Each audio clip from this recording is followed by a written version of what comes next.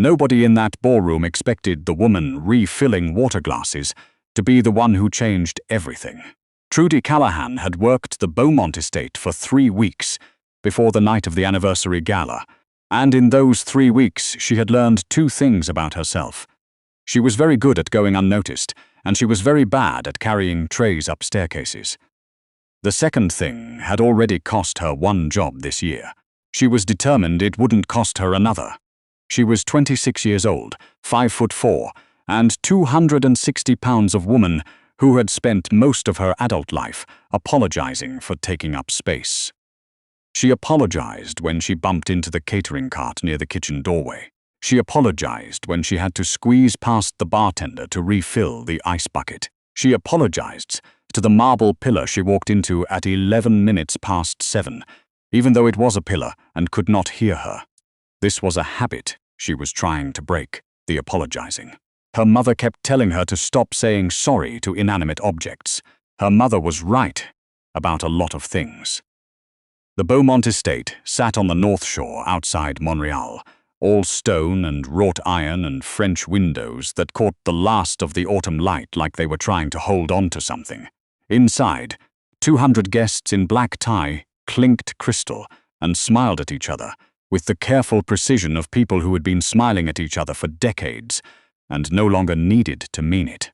This was the 50th anniversary celebration of the Beaumont family's founding in Canada, which was how it had been described on the event brief Trudy had received from the agency. What the brief had not mentioned, what nobody mentioned out loud, but what everyone in the service industry north of the St. Lawrence already knew, was that the Beaumont name meant something considerably more complicated than construction and real estate. Trudy was not naive. She had grown up in Verdun.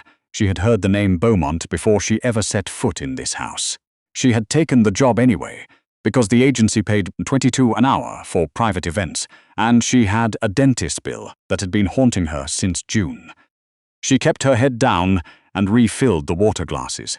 The man she was not supposed to look at directly was easy to spot. He stood near the east windows with 2 other men in suits, neither of whom smiled at anyone, and he held his glass of sparkling water, not champagne, she'd noticed, with the particular stillness of someone who was used to every room rearranging itself around him without being asked. Rémy Beaumont, 51 years old, grey at his temples, which looked less like aging and more like a deliberate choice. He was taller than she'd expected from the photographs in the hallway, which she'd studied during her first week, because studying the family you worked for felt like due diligence, not snooping. She did not look at him directly. She refilled water glasses. The trouble started at 8:30, when the dinner service wound down, and the guests drifted back toward the ballroom floor. Trudy had been asked by the head of household, a compact and efficient woman named Mrs. Delacourt, to check on the older guests in the adjoining sitting room, which had been set up as a quieter space for those who found the ballroom too loud. It was a thoughtful gesture.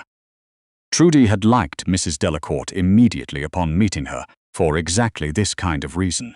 The sitting room held perhaps 20 people, clustered in small groups on upholstered chairs, the noise of the main event reaching them as a pleasant murmur through the double doors. Trudy moved through the room with a tray of sparkling water and elderflower cordial, and it was on her second pass that she noticed the woman sitting alone near the window at the far end. She was perhaps 75, maybe 80, dressed in dark navy with a brooch at her collar that caught the lamplight. She was looking out the window at the dark lawn with an expression that Trudy recognized from somewhere she couldn't immediately place, and then she placed it. Her grand-mère in the last year before the family finally understood what was happening. That particular quality of being present in a room and very far away at the same time. Trudy set her tray down on a side table and walked over. "Can I get you anything?" she asked. The woman turned to look at her. Her eyes were brown and sharp and, in this moment, slightly clouded. "Is it Tuesday?" she asked. "It's Friday," Trudy said gently. "Oh," the woman looked back at the window. "I thought it was Tuesday. My son is coming on Tuesday." Trudy pulled a chair close and sat down.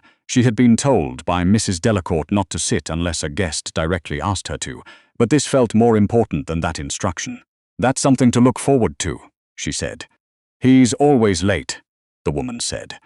There was no complaint in her voice, just the calm report of someone who had accepted this fact long ago.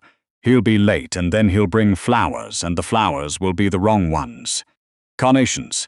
I've never liked carnations." She paused. "But I don't tell him. Why not? Because he tries." The woman's hands were folded in her lap, and she looked down at them. "He's always tried, even when he was a boy.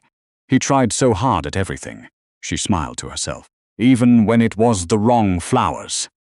Trudy sat with her for a few minutes, not talking much, just being there. She'd learned this from her grandmère too.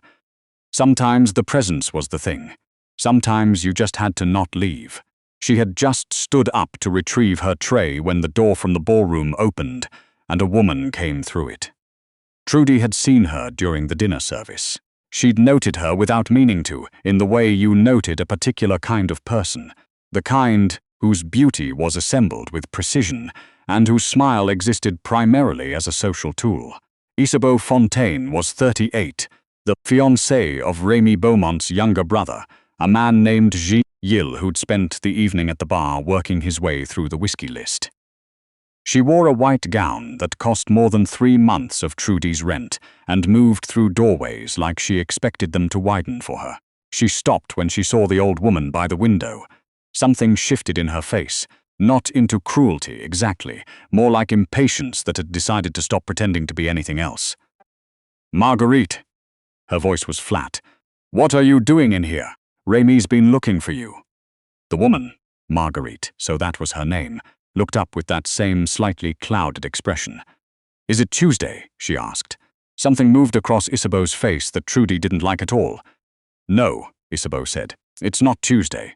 It's the anniversary gala. And you've been missing for 40 minutes and you're sitting in here asking if it's Tuesday."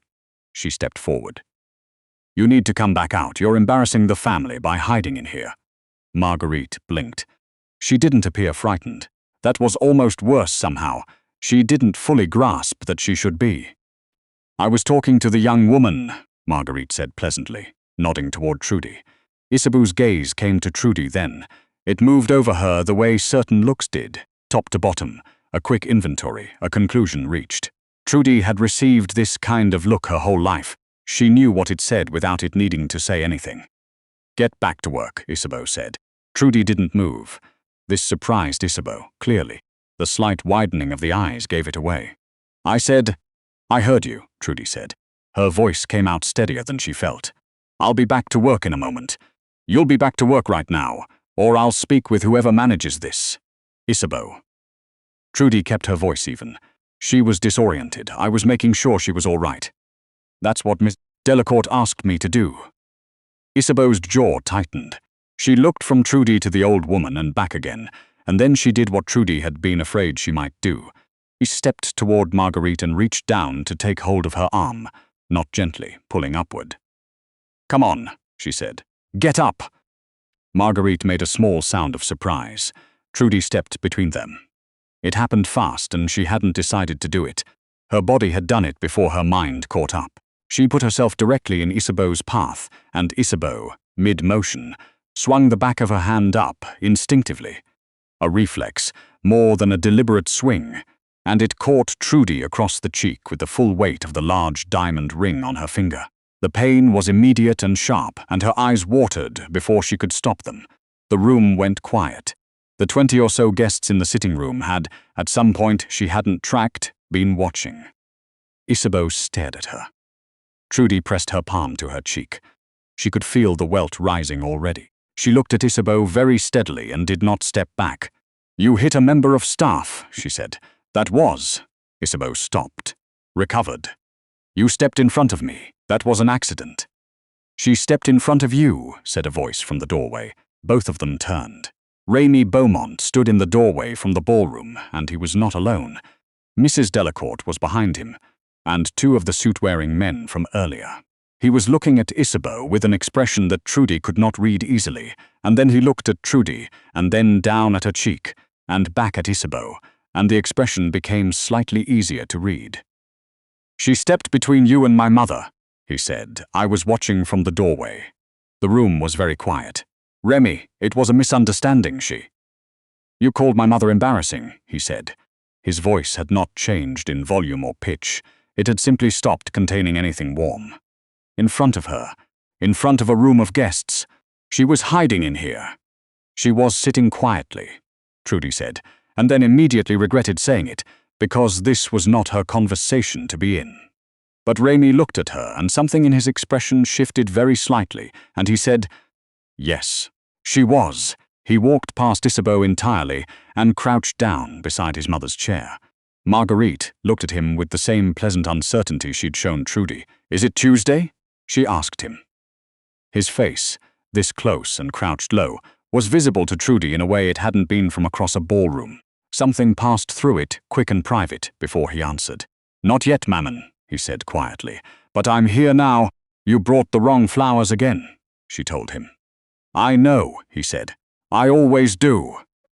He stayed crouched beside her for a moment, his hand over hers, and Trudy looked away because it felt like something she wasn't supposed to see. When he stood, he didn't look at Isabeau again.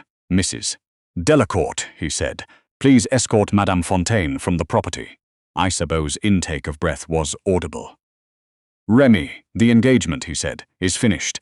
You'll be contacted by my lawyers this week regarding the return of the ring. He paused, looking at it, the diamond still on her finger, the same one that had struck Trudy's face. Actually, he said, leave it on the table by the door. Isabeau stood very still for a long moment. The composure she wore like armor did not crack exactly. It just lost its integrity at the edges, the way a wall does before a section of it finally gives. She looked at Trudy once more, and Trudy held the look, and then Isabeau Fontaine put the ring down on the side table near the door and walked out. The room let out a collective breath. Remy turned to Trudy. She was still pressing her hand to her cheek, and she'd forgotten about it until he looked at it. And then she felt aware of how she must look, uniform slightly disheveled, eyes still watering slightly from the impact, probably flushed in the way she always flushed when her heart was going fast. Let me see, he said. It's fine. Let me see, he said again, and his voice hadn't changed, but something about it did not suggest he was going to say it a third time. She moved her hand. He looked at her cheek for a moment. He didn't touch it. He just looked at it with the focused, dispassionate attention of someone assessing a situation. Mrs. Delacourt will make sure you see a doctor tonight, he said. The agency will be compensated for any medical costs. And, he paused slightly, what you did for my mother.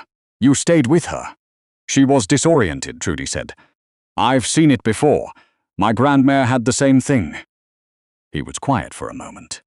Did she? Yeah. Trudy looked over at Marguerite, who had apparently decided the crisis was resolved, and was looking out the window again with peaceful indifference. She used to ask what day it was, too. We'd answer her. Every time. It didn't matter that she'd ask again in 20 minutes. We'd just answer. Remy followed her gaze to his mother. Nobody told me it would be like this, he said. It was not said to Trudy, not quite. It was said to the air in the way people sometimes spoke when they weren't used to saying things out loud. Nobody tells you, Trudy said. You just figure it out as you go. He looked at her then. Not the inventory look. Something else. Something that lasted a second longer than was strictly required for a look between an employer and a temporary hire. What's your name? He asked. Trudy. Trudy Callahan. He nodded slowly. Trudy. Trudy Callahan. He said it the way you said something when you were putting it somewhere you intended to find later. Mrs. Delacourt reappeared then, efficient and tactful, and the moment dissolved back into the logistics of an event that still had 100 guests in the next room, and a gala that technically wasn't over. Trudy was guided gently toward the kitchen, handed an ice pack, assessed by a medic who confirmed the welt, would bruise but the cheekbone was fine, and offered a car home, which she accepted because it was nearly 11, and the last metro from the North Shore was not an option she had. She did not see Remy Beaumont again that night. She thought about the way he'd said her name as the car moved south through the dark. She thought about the wrong flowers, and about how a person could try very hard at something and still get it wrong. and about how trying was sometimes the only information that mattered. She fell asleep against the window somewhere past Laval and didn't wake up until the driver said her street name. 3 days later, Mrs. Delacourt called her directly, not through the agency. Trudy was at her kitchen table eating cereal and reviewing a community college course catalogue because she had not entirely given up on the idea of a paralegal certificate, and she almost didn't answer the number she didn't recognize. "Mr. Beaumont would like to offer you a permanent position," Mrs. Delacourt said, in the same brisk, organized tone with which she approached all things. Full household staff. Primary responsibility would be companionship and care assistance for Madame Beaumont. His mother. You'd work Tuesday through Saturday, 7 to 3. The salary is... She named a figure. Trudy put down her spoon. "I don't have any formal caregiving credentials," she said. "Mr. Beaumont is aware of that," he said. A slight pause, as if Mrs. Delacourt were consulting her notes. He said, and I'm quoting here, that credentials tell you what someone has been trained to do, and that you already know what matters. Trudy stared at her cereal. He also said to tell you that if the answer is yes, you should start on Tuesday, and that his mother asked for you this morning. She asked for me? She asked for the young woman who knows what day it is, Mrs. Delacourt said. We assumed she meant you. Trudy laughed. It surprised her, that laugh. It came up fast and genuine and sounded loud in her small kitchen. "Okay," she said. "Tuesday." Working in the Beaumont house was different from working events. Trudy had braced herself for a version of it that would feel like the gala, the watchfulness, the sense of being measured. But the daily reality was mostly just Marguerite. Marguerite Beaumont, she discovered over the first weeks, had been a schoolteacher for 34 years, had made exceptional apple tart tatin, had very strong opinions about hockey. She had been a Canadiens fan since childhood, and the current roster occasionally made her cry, and had named all 4 of her sons after men in novels she'd read in her 20s. She forgot conversations and repeated questions, and occasionally called Trudy by other names that Trudy had learned not to correct because it distressed her. But she was funny, and she was kind, and on her good days she was extremely sharp, and Trudy found herself genuinely glad to be there. The house itself ran on a schedule that Trudy slowly learned. Rames left early. She rarely crossed paths with him in the mornings. He returned late. Twice in the first month, he came to the sitting room where she and Marguerite spent most afternoons, ostensibly to check on his mother, and both times he stayed longer than the check-in required. He sat in the armchair near the window and let his mother talk. And once, this was the second visit, he looked at Trudy over the top of his mother's head while Marguerite was describing the plot of a novel she'd read 30 years ago, and he raised his eyebrows very slightly. A look that said, "This is the 3rd time she's told me this story," and Trudy had to look away to keep from laughing. She told herself this was a professional relationship, and that the correct response to an employer's eyebrow was not to feel a warmth in her sternum. She told herself this at intervals throughout the autumn. It did not become more convincing with repetition. In November, there was an incident. One of Rémi's associates, a man named Gerard, who appeared at the house with a frequency that suggested business rather than friendship, and who looked at Trudy with the specific variety of dismissiveness that she associated with men who organized their whole social worldview around proximity to power, came through the sitting room without knocking and said something to Rémi, low and fast, that Trudy wasn't meant to hear. She wasn't trying to hear it. She'd simply been sitting in the next chair over from Marguerite, reading, and the door had opened, and the words had reached her before she could not hear them. The words were about her weight. Framed as a joke. The punchline was that it was funny that someone like her was employed in a house like this. She kept her eyes on her book. She felt her face go the particular flat that it went when she was controlling what she showed. Rémi's response was quiet and immediate. She didn't catch all of it. She caught enough. She caught again, and my house, and a particular quality of silence that followed, after which Gerard left without completing whatever errand had brought him in. Rémi sat back down. He did not look at Trudy. She did not look at him. Marguerite, who had fallen asleep in her chair, snored softly. After a moment, Remy said, "I apologize for that. You don't need to apologize. You didn't say it. He said it in my house. He's gone now." "Yes." A pause. "He won't be coming back." Trudy turned a page that she hadn't read. "You don't have to do that." "Trudy." His voice was quiet and direct and had that quality it sometimes had, the one that didn't demand but simply expected. "I know I don't have to."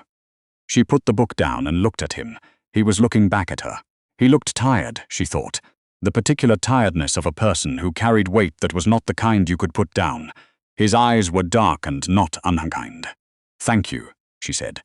"Don't thank me for basic decency," he said. "That's a very low bar. Most people don't clear it," she said. He held her gaze for a moment. "No," he said, "they don't." It was Marguerite in the end who said the thing neither of them had said.